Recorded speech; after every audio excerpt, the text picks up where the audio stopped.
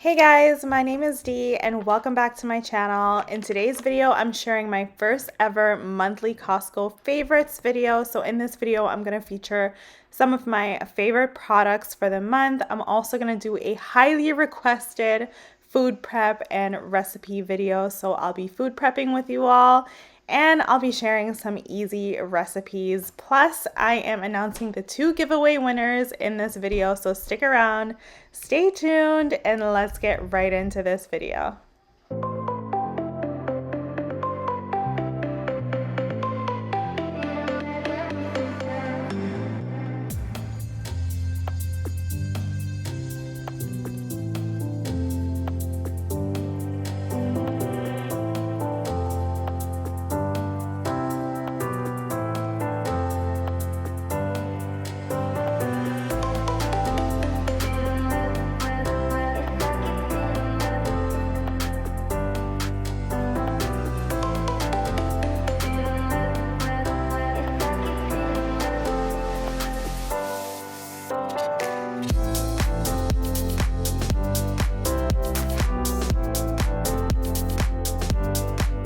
The first item I bought this year was actually one of our favorites, and it's the elderberry gummies. These are great for if you're not feeling well. I highly recommend those.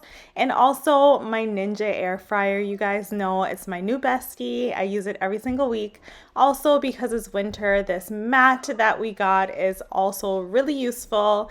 And for snacks, I am loving my seaweed snacks. It's been years since I've been able to pick these up at a Costco, so I am thoroughly enjoying myself, and the price is so reasonable, $12.99. You cannot go wrong for as much seaweed as you're getting. And the kids' favorite snack has been these Hello Panda cookies. We buy these all the time, but for some reason this month they were going ham on these, so this is definitely one of their favorites for the month, and I think you guys should try it too. I also mentioned in my previous haul that these chocolate covered almonds are giving me life, and they're a favorite. I'm making my way through that bag so quickly. And I also wanted to share Smart Sweets is another one of our favorites. My husband and I were loving this month. And I also picked up some sweet potato crackers for the first time and have been loving those as well. The girls have been really enjoying hot chocolates. In terms of pantry items, this sugar is my favorite sugar of all time to get. I always get it at Costco. And I also always buy flour at Costco. The price is always the best. Costco also has the best ever parchment paper for the best price in town. Buy this once, you'll have it for like ever pretty much. And also I really like the salted pistachios. They're shelled, so the work is done for me. We were completely out of rice, so I grabbed some more basmati rice. That's a favorite of ours, which goes really good with this butter chicken sauce. I'll be sharing that in this video. And also the Italian dressing. You guys know I love the Italian dressing. And also the spring rolls. This is one of the first things I bought this month, and I literally finished the entire thing. It was so good. I can't believe it was only $9.99. And also bacon is a big hit for us, so we are loving our bacon this month. And also our steak. We've been on a steak kick, so this is a steak that we get and it's really good. I also picked up some organic mixed veggies, and this has been a quick staple for us and one of our favorites. It's just so easy to cook with. And in this video, I'm also going to be sharing the giveaway winners. So I did have 2 giveaways running for these 2 $25 shop cards. Congratulations, Marcel, Fantasia, and Rose. You two are so supportive to my channel. I appreciate you. I will be messaging you to get you to email me so you can claim your card. I'm so happy for you all. Now, if you're a little bit bummed out that you didn't win this giveaway, it's okay. I got you. Don't worry. There will be more giveaways coming up in the future, so try your best to just always engage in the comments. Make sure you're up to date on all my videos. Whenever I'm choosing giveaway winners, I always make sure that it's going to someone who is deserving of it. So just keep that in mind. It's not that you're not deserving. You definitely are. It's just I only have 2 cards to give away. Putting all that aside, we're gonna get straight into some prepping, and the first thing we're gonna do is wash some produce. So for my produce, I always do like a vinegar water rinse, and that's pretty much how I wash them all. So yeah, I'm just gonna go through cleaning some produce, and then I'll be back in a little while.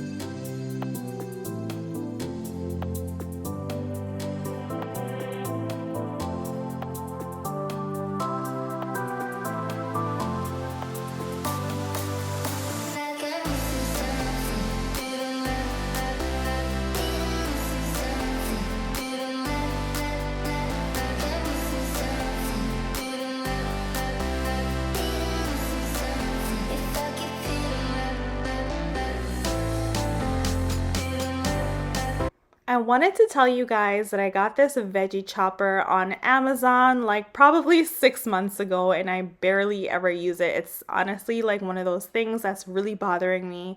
So I told myself if I'm gonna challenge myself to start prepping food in advance and sharing more recipe and just like food content with you in general, I should really start using all these tools that I have instead of just having them sit and get dusty and never get used. So if you guys are like me too, where you buy things, you say you're going to use it, but you never do, and you're just tired of repeating that same cycle, leave a comment to let me know. Let me know what it is that you're putting off, and maybe we can motivate each other to just get on it, because now that I've tried this out for an actual large amount of stuff, I feel like it saved me like minutes and is definitely worthwhile using. I am so impressed by it. By the way, I'm going to have my Amazon storefront linked in the description box. So if you're interested in grabbing one of these food choppers, you can just click the link and it'll take you to Amazon. It is an affiliate link, so I do get a small commission if you buy something from clicking my link. But I'm going to leave it there for you guys just in case you're looking for something like that. It saves a lot of time. So right now we are going to get into making some homemade buttermilk pancakes. I only make pancakes if they're homemade. For some reason, it's just like my thing.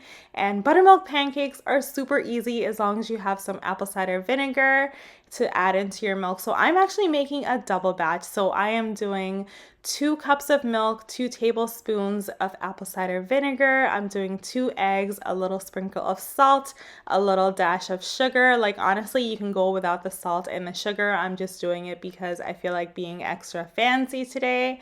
And then I'm gonna do 2 cups of flour here, followed by 2 tablespoons of baking powder. The girls are so excited to help me make these pancakes today. So you're gonna see little hands in here helping me along the way. And I added in 1 tablespoon of vanilla, and I'm just giving this a really good mix. It's super simple and easy. I like to let this sit for a few minutes. That way it can hydrate and get thicker. I feel like that's what makes you have really fluffy pancakes.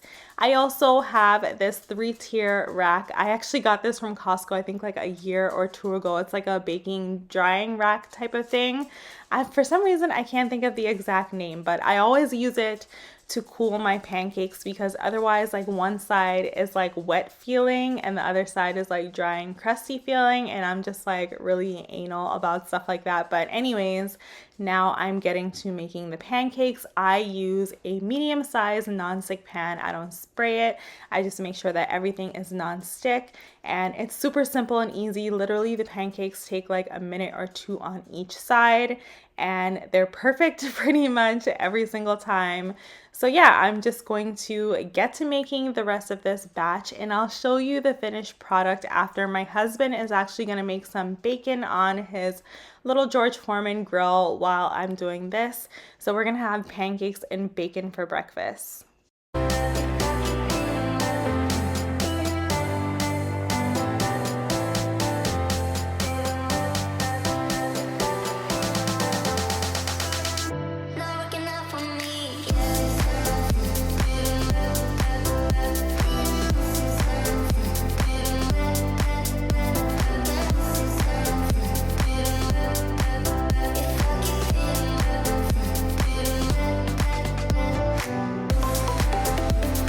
Next up, I'm going to make my famous strawberry smoothie. So this is super simple. You just need some orange juice, some yogurt, some frozen strawberries, one banana, and about like a medium thumb size amount of ginger. The ginger is like the secret ingredient. It makes it taste like literally something you'd spend so much money at like Booster Juice to get, but I really love it and it's so delicious. It's so easy, and I made some for the entire family to enjoy.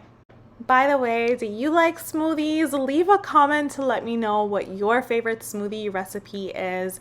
But now it's already time for lunch, so I'm just gonna toss in one of the Kirkland Signature Cheese pizzas in the oven. This is what it looks like when it's done. I believe I put it on 450 for 15 minutes and it's like perfection. Now I'm getting ready to make one of the dinners, and this is just some basmati rice. So this can really be like a lunch or a dinner. Honestly, it's whatever you want it to be. It's just good and simple and easy. This entire meal is gonna be done within 20 minutes or less because it's just that easy. So I'm just cooking up some rice. Now I'm gonna add some avocado oil into my nonstick pan, the same one that I used earlier for the pancakes. These pans are also a 3-pack that you can get at Costco. This is by the brand Tefal. I've had these for years and I absolutely love them. So right now I'm getting ready to make some butter chicken sauce with chickpeas.